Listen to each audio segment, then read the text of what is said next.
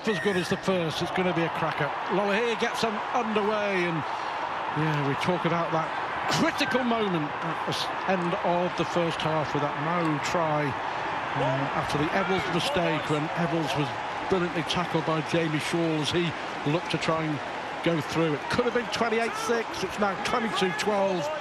And Hull will surely be rejuvenated. But yeah, errors cost them dearly in that first half. I want to see a bit more punch when they're carrying the ball. We've had 3 carries. They're just about to get over the 40-metre line. A little bit more intent when they're carrying the ball away from their own line from Hull FC. That'd be a decent foundation to take forward the next 39 minutes or so. And Mahu, who scored the try, will be all important again for them in the second half. Kelly it is with the high kick. Last time Eccles took one of those, he dropped it, but this time a clean take from Niall Eccles, and confidence-wise, that'll do him the world of good. But you can be absolutely certain that Andy Last said to Kelly or Sneed at half-time, first chance you get, test Eccles again. And I'd be disappointed if I was a Hull coach that one of my players didn't make that even harder for Niall Eccles there. He was given a clean catch of it, difficult take. I understand he's got to catch the high ball there like that, but there was no player jumping above him, breathing down his neck. None of them worked hard enough in the first 60 seconds to make that a really bad experience for the Salford fullback. And here is Paulie, of course, involved in that swap deal that took Junior Sow the other way to Wakefield. And Paulie enjoying life as a Salford player. Atkin with the kick, this time well taken by Jamie Shaw, but the chase, the difference in the chase, certainly there you can see it. The chase ferocious from Salford. The tackle was made. It was still only one chaser. On the first occasion for Hull FC, it was Mark Sneed who didn't manage to make that tackle, but on that occasion Salford make the tackle. They're applying pressure, they're getting off the line and taking think time away from the black and whites. Well, Dan Sargent said it was, and how many times over the years have we seen him do exactly that for Wigan before he made the move. He was more often than not first up, wasn't he, chasing the kick, and Wellham penalised. A penalty there, the back row, Ryan Lannon, just a little bit too much time, a little bit too much slowing down. But coming back, facial.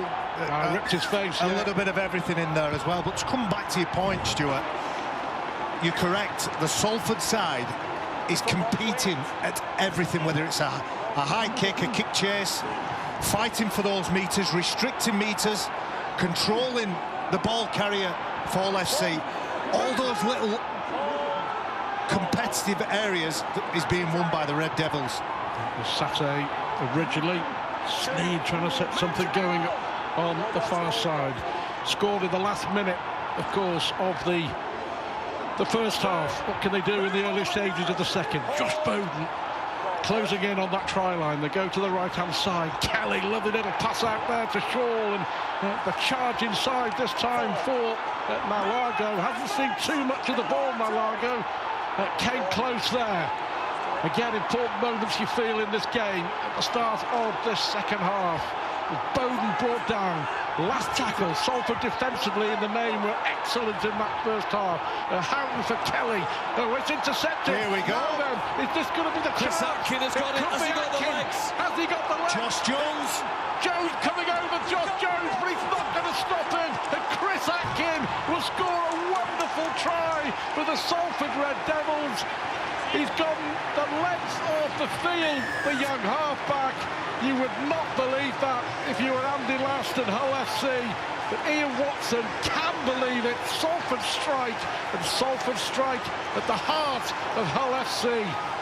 Well, Hull FC, when they're defending, when they're attacking, a little bit flat, a little bit predictable.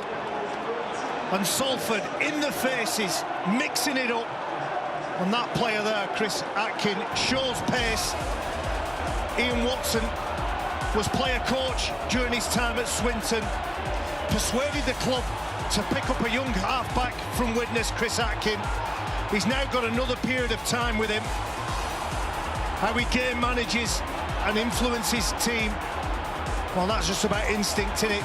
He stuck his hands out, caught the ball, pinned his ears back, backed himself to score the try. A committed chase from Josh Jones. meant that he scores in the corner, makes the kick a little bit more difficult, but the fans delighted with what they're seeing so far. Yeah, the Sky Sports fan zone, Salford celebrating. So will Chris Atkin with his first try for the club.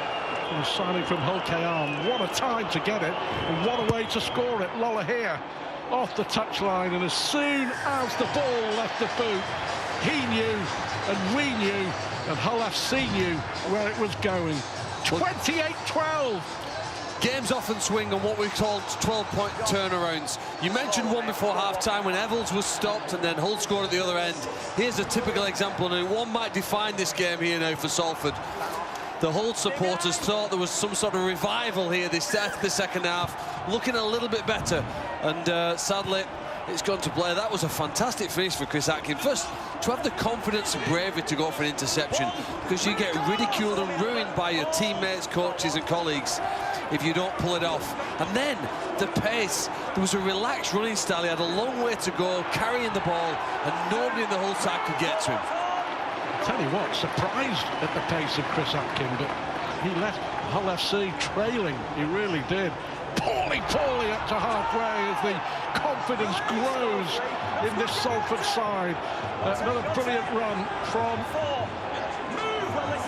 Lussick, and Atkin involved again, and Salford just oozing confidence and belief at the moment. And finding it easy. Goes inside.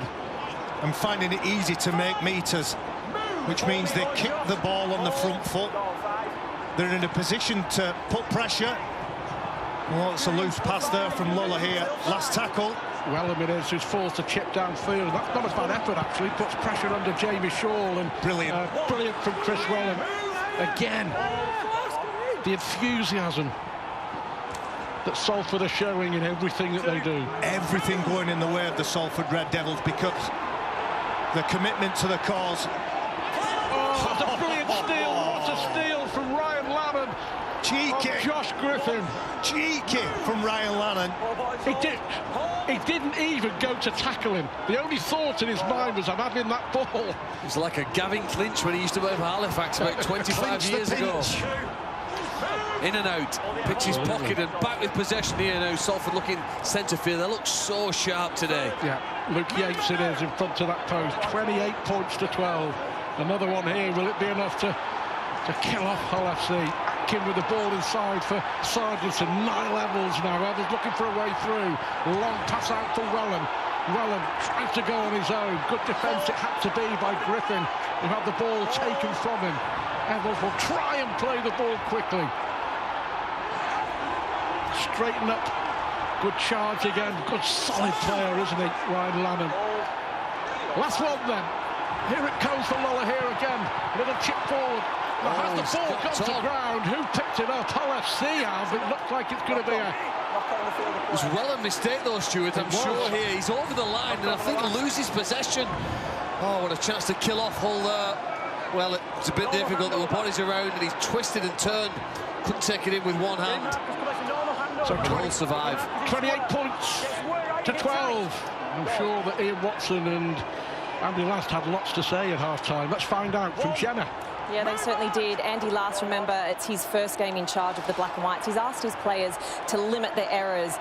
He's acknowledged that they seem to be lacking energy. There's plenty of fatigue on show, and that's certainly evident in these opening 8 or 9 minutes of the half. Ian Watson, as you can imagine, really pleased with how his players have defended on their transitions. Well, just hold on a sec here, because Jamie Shaw could be away for Hull FC underneath the post, and they have struck straight back. That's a wonderful Hull FC try. They spread it out wide to the right-hand side, and as so often, Jamie Shaw is right up there waiting and supporting and under the post, and you have to say, in the circumstances, a try out of nowhere. Well, Jake Connor's first touch of the ball. Yeah. Jake Connor's on the field. He's released, given Carlos Tumavami the ball early, and then the support back on the inside. Shaw shows his speed, just about has enough to roll over the line and score. We kept them alive here. We thought Wellham might have scored at one end, denied there, and then the first touch, we've seen very little of Tumavave, a classy centre, and the support that Shaw's built up his reputation of down the centre of the field. Gets 6 points, well, 4 I should say, but I'm sure they'll turn this into 6. He's much underestimated, isn't he, Carlos Tumavave? He really squares up his opposite number. Jamie Shaw, we've said, limited involvement in this game. As soon as he comes onto the field, Jake Connor manages to create something. Well, there it is. Mark Sneed gets Hull back to within 10 points. Well, Jake Connor and Carlos Tuimavave and Jamie Shaw rudely interrupted you, Gemma. Let's see what Ian Watson had to say. Yeah, well, momentum surely, I mean, it's everything in this new rugby league world, isn't it? Ian Watson, as you can imagine, was pleased with that first half. He said he was happy with how his players defended on their transitions from attack to defence. They just need to keep it simple and be patient in attack. Yeah, got there in the end. Thanks, Jenna. And yeah, great excitement. Really is a fabulous game, isn't it? And here is Jake Connor. And I wonder if Jake Connor will be the key for Hull FC. It'll be interesting to see what position he plays. You see he's gone behind the play of the ball there. Maybe it's like a utility position that he could just go anywhere, get himself involved in the middle of the action. He's got the size, frame, and I would guess the fitness to be able to play in the centre of the field and do whatever it takes here now to get Hull back alive in this game. Here is Tuimavave again, and he's away again. Tuimavave, can he get the ball out to Shaw? Not on this occasion. Important tackle from Reece Williams, but a quick play the ball, and Nalago gets the ball out. Here he is again. And Hull FC now, for the first time you feel in this game, has some belief. They're trailing by 10 on the last. Houghton has got options. Surely he'll find Sneed and Connor now then. Jake Connor, that's a great ball, is it? No, and it's knocked on in the end by Mahe Fanua. I think as far as Jake Connor is concerned, it seems to me he's been given a roving role to really go and do what he wants and do what he wants best, and he was involved there, but Fanua couldn't hang on. Get your hands on the ball as often as you can, and you can see what he's trying to do. He's trying to find the winger in space, probably a little bit too much beef, a little bit too much weight on that pass, but he needed to get it to the winger as early as possible to give him a chance. Mahe Fanua will beat 99% of the players in the league one-on-one. But you're never worried about Jake Connor in terms of what he can bring to the game. It's about how he interacts with his teammates. Can he improve the game of the people around him? He's a fabulous individual player, but it's how he interacts with the players around him. Well, he is. He divides opinion. But one thing's for sure about Jake Connor. We all like to talk about him because he's that good a player. And Evans here trying to set Chris Welling away. That try, by the way, for Jamie Shaw, the 99th of his career. This on the last. Lola here runs it. Evans with a little kick over the top. Inside here, chance maybe for Lola here. The referee nearly knocking over Nylon. The mistake from McCarthy. And they have That's a shame. They have three outside on the left-hand side. What a shame. Oh. Well, Naila Valdi kicks that, regathers it on his fingertips. I heard a phrase yesterday. Leon Price, our studio guest, talked about touch and pass. It had a touch and pass feel to it, that play, didn't it? It was a contender for try of the season if they got that down, didn't they? I think Hull KR probably hold that at present with her effort against Hull. Salford didn't go far behind it here. That's great instinctive play on the last tackle to run it, chip over the top. I think we're going to see more of that in the game now. Well, Tyrone McCarthy holds out. There's three outside, and it was a strolling, wasn't it? Another important moment in this match. Is that like Jesse said in LaFayette yesterday when Casford had a lead at that similar stage in the game? Absolutely. 28-18, 10-point ball game, but it's opening out, isn't it? It's a great watch for sure. Houghton for Albert Kelly. They're starting to win that ruck, aren't they? Hull FC meeting a retreating Salford defensive line. Connor with the kick up. Evans takes it well and does well to stay in play as well. Yeah, good, smart full-back play. What he does, he catches that ball. He knows there's defenders that want to push him over that try line and force a goal line dropout. Angles his body and there's no way they're going to get him over. He's been the one consistent player in that spine of Salford over the last 3 or 4 years. while they've had players coming and going. You mentioned Robert Louis.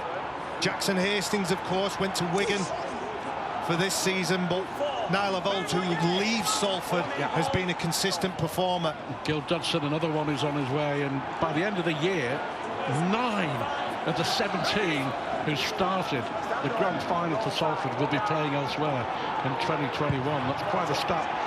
It's quite a kick as well by Lola here, but it just goes to what we were talking about in the first half, that season after season Ian Watson has to reinvent and rebuild a squad. And it's a big focus for Salford recruitment. Ian Blease, integral member of what they do. Integral part, as we see a penalty there, high tackle. Chris Wellham and Salford Red Devils penalised. Well, there have been very few penalties in this game, and this is an opportunity now for Hull to start a set of possession inside their opponent's half. He's kicked it just over the halfway line. I think since the second half and since Jake Connor came on the pitch, I think we've seen more bodies moving around Hull, although again that's pretty static and an easy play to defend.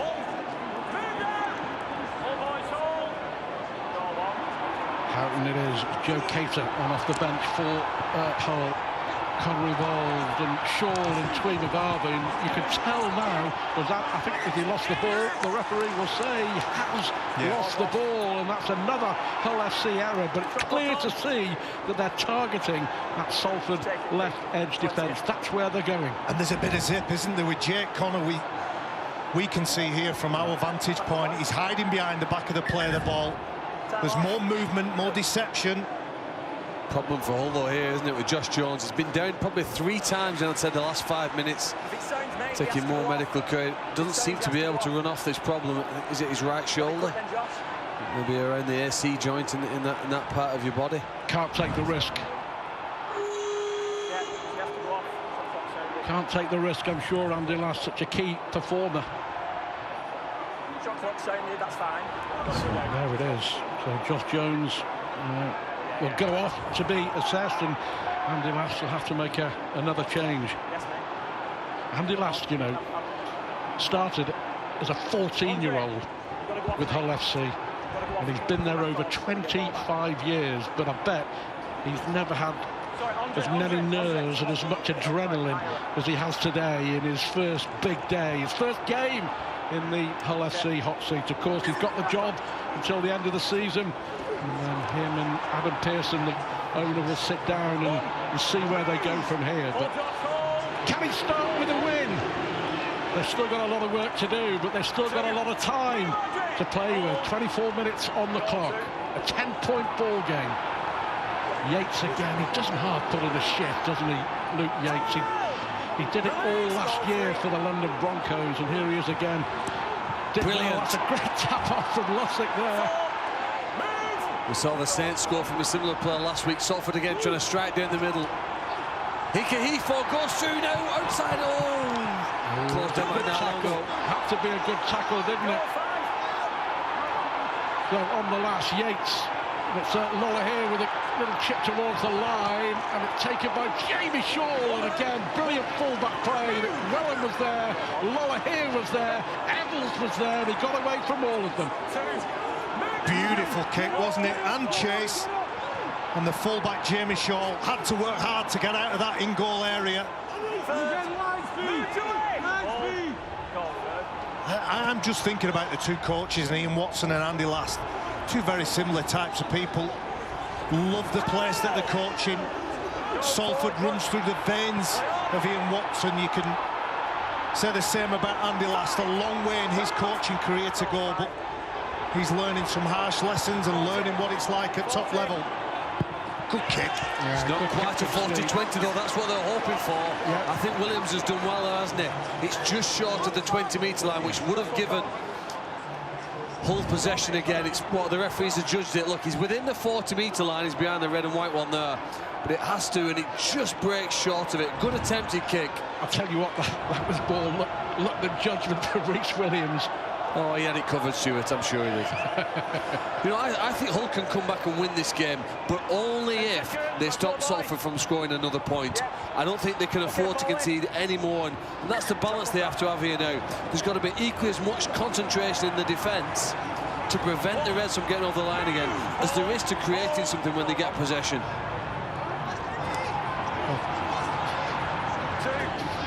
Fitness is going to come into it for sure, without a doubt, in the last 20 minutes. 10-point ball game. Jenna has some news for us. Yeah, just a couple of injuries on Hull FC side. Josh Jones, we saw come off holding his shoulder. It's not serious. They're expecting him to come back on. Albert Kelly as well. You can see he has some blood on his lip. He's split his lip. Again, they're not too concerned. He's likely to return too. Thanks, Jenna. Coming up for the hour mark. Wellham. Good offload again. Lola here and Seo. Last tackle. Evans it is. Will find Tui Lola here, who digs up a little kick, and it's allowed to bounce, and it's picked up by Yates. Has he managed to get the ball down? Luke Yates, has he got the ball down? The referee, Liam Moore, will send it upstairs, but Luke Yates reckons he has got a big, crucial try for the Salford Red Devils. Well, your man, Luke Yates, has put himself where the action is again. And there's more involvements in the last 2 or 3 minutes from Tuilola here. When they were going well in the first half, Salford, it was all down to the number 6 for the Red Devils. Awkward bounce. The old adage, you should never let a rugby league ball bounce. You think that Jake Connor's got it covered. You think he's going to win the tussle, the wrestle. He's got hold of the ball. Does Luke Yates do enough? Well, there's your answer. Are you happy? I think Luke Yates is one of the best players in Super League. Desperately underrated, a fabulous workhorse, and he got his reward then. Tuilola here with a kick, Luke Yates with a crucial try. Is that enough? Is that enough for Salford? Jake Connor with the mistake. And Luke Yates. What a time for Yates to get his first try. His first try in a Salford jersey. Well, I don't think there's another team this weekend will play with greater variety than Salford in terms of the passing, the lines that players run, the kicks, and again, it's the variety that's made them so hard for Hull to cope with. That kick over the top again, unpredictable, unstructured. Obviously, then the bounce went in their favour, and then they've got enough enthusiasm and effort to back up those bounces of 50-50 balls that have gone in their favour, and Yates has done well to ground that. And probably here now, with an hour gone, it's early to say in rugby league. I know comebacks are famous and pretty common at the moment, but probably done enough here now with Salford. It's a great kick, good chase, which is what we said helped them at the start of the game, and it's helped them to get 6 more points onto the scoreboard. Bounce off the shin, ricochets in, and Jake Connor can't stop Luke Yates from just about getting the ball down. Well, an hour to go and much to celebrate on the Sky Sports fan zone for the Salford Red Devils. But Luke Yates, another standout performance, and Barry McDermott it is who'll be judging the man of the match. He's got a big decision to make. Some big candidates out there, but the short kick-off paying dividends for Hull FC, and Carlos Tuimavave trying to set something up now. They have to score. The clock ticking, 19 minutes to go, and the penalty given against Ika Kahifa. That's almost a professional foul. He picked that. So we speed the game up, and then we stop quick taps, Barry. Well, I'm not talking about the quick tap. I'm talking about Ikihihi. I understand that, but I was going on the play behind you. I feel sorry for Danny Houghton now. He wanted to You're go always quick. a player behind, Phil. Come on, keep up. Calm down, boys. It is exciting, though. It is, and here is Shaw. Outside to Tuimavave. Sargentson it was. Brilliant defence. Jamie Shaw has it again. Really has been a brilliant game to kick off our Sky Sports Super League Super Sunday. And Griffin now can't find a way through. Will the short kickoff pay dividends for Hull FC? Sneed, the run inside from Lingi Sao, right in front of the post.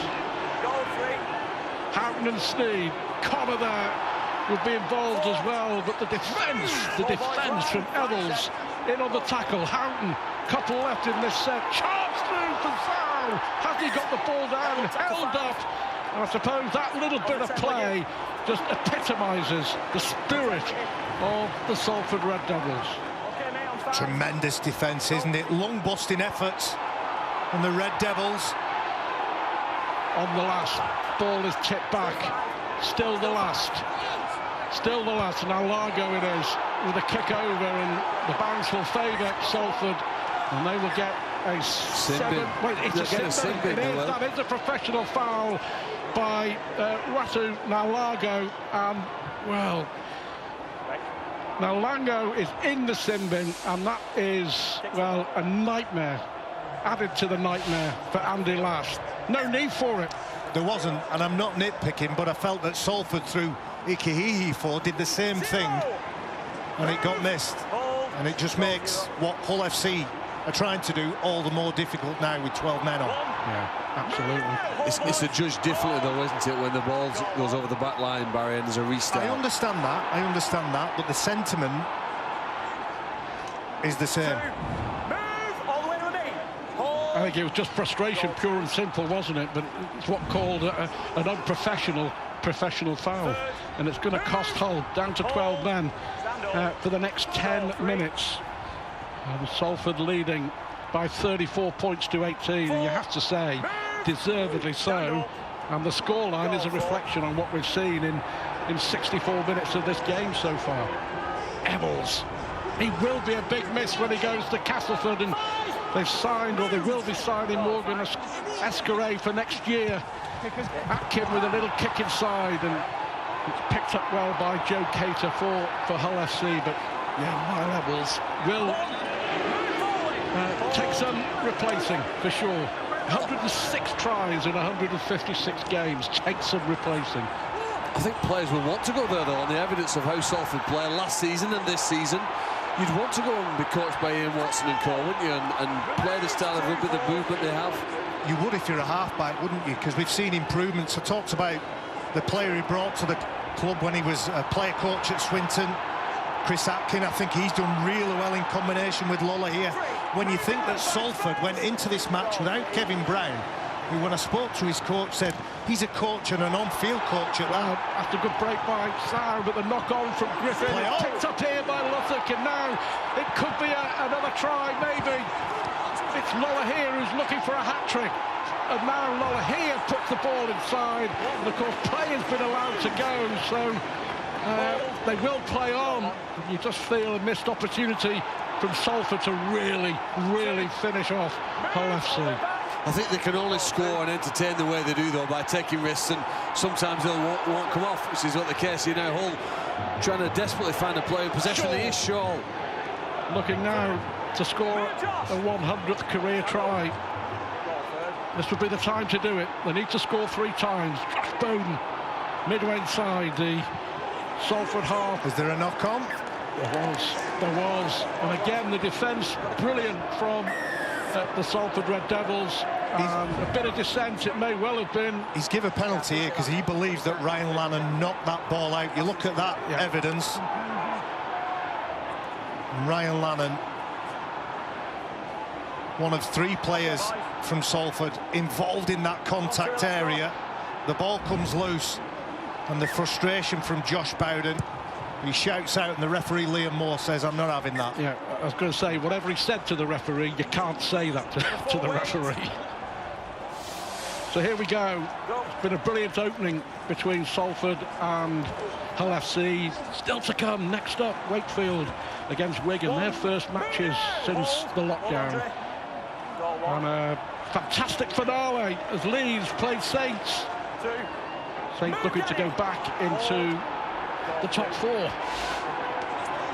Atkin, Lola here, and Evans again on that far side.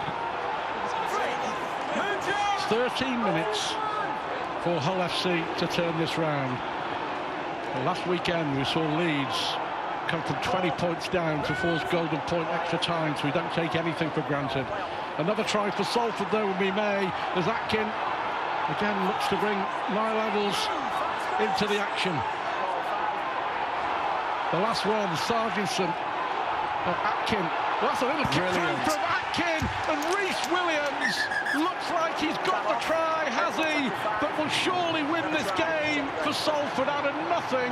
Hull again just stood still like statues. Atkins saw his chance, and so did Rhys Williams.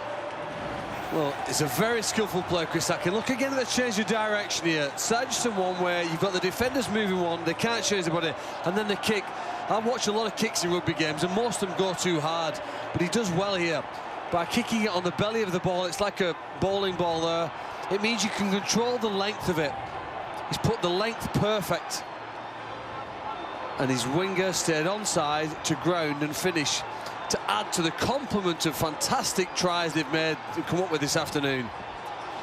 Well, Phil, you asked me in the first half about both teams looking to target the middle section and the middle trench, as we see the try confirmed there. And Salford, over the last couple of minutes, have started to look at the edges. You've seen the ball movement, and they're going from one side to the other, from the right edge to the left edge. And Rhys Williams, well, his attention and his reaction to a beautiful, delicate kick was top class. There you go, there's the mistake from Bowden, there's the penalty. And from that possession and field position, nice instinct, Sargentson draws the attention of the open side defence, but then he just leaves a little space, a little opportunity there. Wonderful finish. Would it be intentional that the right winger for Hull's been sent to the sin bin as the kick's waved away there, and therefore they've kicked it knowing that's his territory, that's the spot he's supposed to defend? Brilliant from Rhys Williams, it really was, and it's just smart again, smart play from the half-back, and that just typical wingers play. I was interested at half-time as they go for the short kick-off again, and they get it again through Josh Griffin, and well, Ryan Lannon's nicked it again. Ryan, well, he will.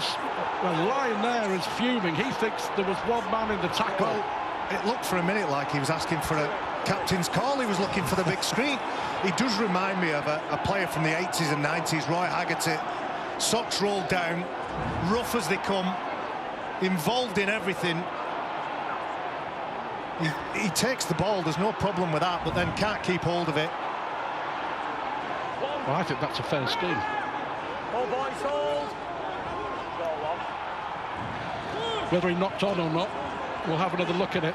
That might be the decision from the ref, but the ref gave a penalty, not a knock on. Now Connor, Griffin, 20 points behind. Leeds were 20 points behind against Huddersfield and came back to win. Paulie in there with the tackle, along with Atkin, the large and the small. Houghton again, and young Joe Cater on the last now. Got to go, got to score, got to produce something. Sneed with the kick through, and Salford get it back. Nothing wrong with that. Good speed off the line from Salford. Mark Sneed had to catch it and kick it in the same motion because he was under pressure. Dan Sargentson and Salford trying to get away from their own line and looking to attack from deep. Ryan Lannon was considering, here's the kick goes through, not many more options here. Hull's attack's been poor, hasn't it, for 70 minutes today. Thought Ryan Lannon was going to take Mahe Fanu on the outside.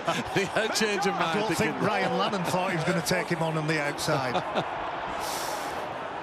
Yeah, 2 tries for Rhys Williams. I was going to say at half-time, Brian Carney was saying he was his sort of winger. I wonder whether it's because he has a similar style and similar build to Brian Carney, the player. Another Hull legend, yes, you're right. Jamie Shaw. But it's been so disappointing, isn't it? I mean, incredible to think that a club with this talent and of this size in the Super League era have reached one solitary grand final, all the way back in 2006, of course, when they lost to Saints. But they don't look like reaching another one this year, do they? That's a poor return, isn't it? You're right. For a club the size of Hull FC. Wonderful support, lovely ground, and they do have players with quality, as we see Jay Connor, who's one of them, a no-look pass that looked like it was forward, and then he drops the ball. He's got time, Andy Last. Not much, but he's got time. He'd have had limited opportunity to get players out on the field, try and practice and impose that new game plan, that new structure and philosophy. Well, there's Adam Pearson. Adam Pearson, the owner of Hull FC, and I suppose that picture tells the story. It tells the feeling of every single Hull FC fan. 38 points to 18. High tackle as well. An easy 2 points, you would think, here for Tui Lolohea. And it's not going to get any easier. Yeah. High tackle. They've been very successful at changing the angles of runs, haven't they? We've seen that. He wants to carry on. He wants to carry on. Maybe the team want to rest. Absolutely. Play with the ball. The next 2 games for Hull FC, of course, at St Helens and then at the Halliwell Jones, they play Castleford and they play Huddersfield. 2 tough games, but they do run the ball with Ika Hehifo, and they really are looking to make Hull suffer. Atkin with a sidestep, never sidestep, goes for the line, he stops. Is he an inch away? He really has come into his own, Chris Atkin, in this second half. Outstanding half-back partnership developing for Salford, as Kevin Brown still to come back, of course. Brown suffering from a calf injury. He will be out for another couple of weeks, but the way that Chris Atkin has played, there he is, Kevin Brown, be happy with the way that Salford are playing as they go for another try. They took the line on, haven't they, the halves from Salford? Yeah. Lolohea and Atkin, it looks like it's Lolahea's turn. And Lolohea will put the kick Beautiful, beautiful. Another brilliant try, another smart play from Tui Lolohea. And Chris Wellham gets his first try of the season. Well, before this match, Salford had the worst attack in Super League. They have come alive and they have given it to Hull FC. Chris Wellham with the try, and I dare to suggest to Barry McDermott that the man of the match, Tui Lolohea, has created it. 6 or 7 you could go for, couldn't you? Atkin or Lolohea. But that's been the difference for me, and they've had a good platform to work from. The forwards have fulfilled their role in the middle, but you can see everybody on the toes. They get close to the line. They know that Atkin and Lolohea on that occasion are going to go into the teeth of the defence. It's going to be a pass or a kick, or they're going to break tackles. And you're not giving my secrets away, but it's been a great performance in the halves. It's been a great performance, full stop, from Salford. Tui Lolohea, 18 points. Another great decision from Ian Watson. We all thought, I'll take the easy 2. Not a bit of it. I want to go for the try, and he gets the try. Can Tui Lolohea crown a brilliant individual display by taking his personal points tally to 20. Just to the left of the post, but 42 points to 18, 5 minutes to go, and it's been a nightmare day for Andy Last, and it's been a nightmare day for the Black and Whites.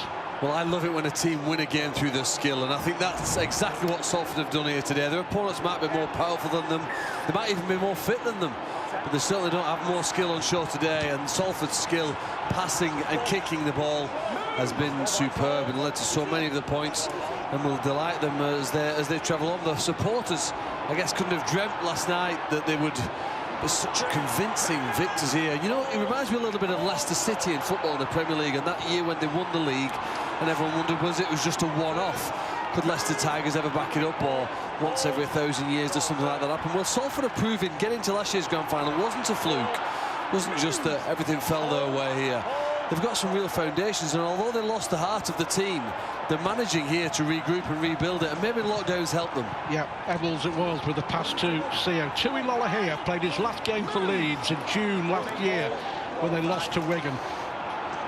That was the end.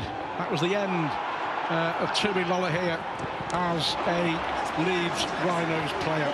He was very quickly swapped to Salford with Robert Louis coming the other way. He played only 17 games, but he's come back today. He's come back to Headingley.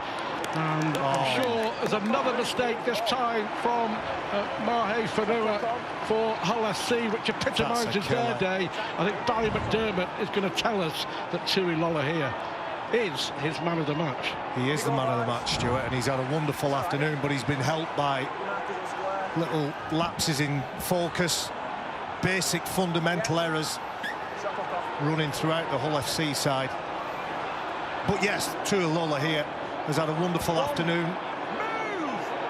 Kicking, passing, running, all round. Yeah, tremendous performance from the number 6 for Salford Red Devils. And to do it on this ground as well, I'm sure it will give him extra pleasure as Mossop, the captain, heads towards the try line. Ika Hihifo is looking to score. So was Elliot Keir back on for Salford at the end of this game. Lolohea, lovely pass again for Ken Seo. Oh, that's a wonderful try. Ken Seo gets another. Salford are running riot. Hull FC are down, and out. Well, To the dancing feet of Ken Seo, managed to stay away from that white line. Let's have a look. It's close. It's close. Oh, it's a beauty. There's no doubt it's a try. It's a fantastic try again to Salford. Just this will have teams worried here. The skill with which they can score through passes, through kicks, through running plays and speed. And that screen there just convinces you, adds to the pain for Hull here now, who stand behind the post and have another drink of water and just wonder what the heck's gone on. Well, another magnificent pass from Tui Lolohea. And Ken Seo makes it 8 tries in 8 games. And rounding off what's been another brilliant Salford performance. Well, we've got the sunshine, we've got a great surface to play on, but the accuracy of the passes from the dummy half, and then that one there from Tui Lolohea, that is a world-class pass. From left to right to his winger, he times it perfectly, and now he's just hoping to add to his points tally here with a difficult sideline conversion. Not bad, 5 from 8, they've been tough kicks today. Right off the touchline, but everything that Tui Lolohea has touched has turned to gold, and that's pretty good as well. That's 20 points for Tui Lolohea. We enter the last 90 seconds, and in old-fashioned English, this has turned out to be a right old-fashioned shellacking. Well, you could see the satisfaction from Ian Watson. He's still barking out instructions to his side. It's been a resounding performance. Well, it has, and Salford next weekend in the double header weekend at St Helens play Catalan, and then when we go to the Halliwell Jones at Warrington at the end of the month, they will take on Leeds. But they got on a run, didn't they, in the last 7 or 8 weeks of last season, Salford, and it took them all the way to the grand final with performances like this, and they want to hit 50. They're looking for 50. They've got a minute or so to get another score to put 50 points on the Hull FC side, who last time out were thrashed 38-4 by Warrington, which of course meant the end of Lee Radford. Oh, lovely pass out there for Williams, both wingers looking for hat-tricks in the last minute. It's been a 9 out of 10 performance from the Salford Red Devils. Atkin puts it forward. Is it the obligatory try for Niall Levels? 50 points for Hull FC. It looks like a try that the referee, Liam Moore, will say he may well have been offside. Niall Levels. Robert Hicks will have the final decision. It was down to Robert Hicks to decide whether or not Salford hit 50. He was there quick, wasn't he? He was pointing where he wanted that ball kick. Well, looks okay. It looks okay, doesn't it? Yeah, we're not in line, are we, though, with the camera? I'm going off the shading of the pitch, Phil. I'm going off the shading of the pitch. It was a bit too quick for the referee Liam Moore. Did the touch judges say he's onside? I think they're in the best position, aren't they? The one particularly on your left of your screen's in a great position there to see. He couldn't be in much of a better position, actually. I don't know whether right touch judges. They've rolled it on. I think Hull, I looked at their body language, they want to be put out of the misery here. This is a try. It's a try. It was onside. 9 levels now, 107 tries in 156 games. And Salford hit Hull for 50 at Headingley. Well, I couldn't have guessed this before the start of the game. I thought this would be the most interesting game of the weekend. Two close sides. Salford in 10th on the league ladder, Hull FC 8th before this afternoon, and there wasn't much between them, but look at that scoreboard. Well, come on, boys. Tell us, what does this say about Salford, and what does this say about Hull FC? It says that Salford are a dangerous side, doesn't it? Hull FC have a lot of work to do.